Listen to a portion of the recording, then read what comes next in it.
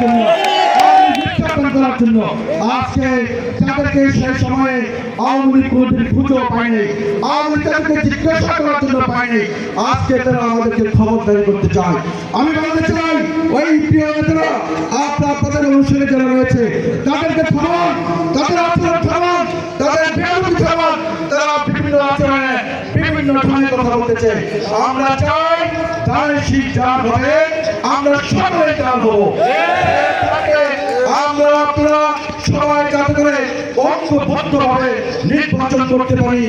জীবনে অর্থাৎ দীর্ঘ 15 বছর যারা ভোট দিতে পারে তারা ভোট দিবে এবং যারা নতুন ভোটার হয়েছে তারা ভোট দিবে।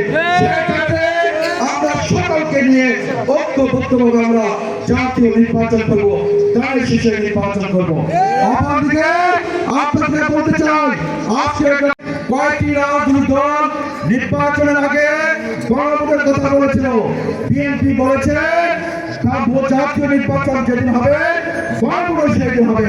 সেই দাবি আজকে ডক্টর ইউনূস আজকে সেই ঘোষণা দিয়েছেন, জাতীয় ভোট যেদিন হবে গণভোট সেদিন হবে।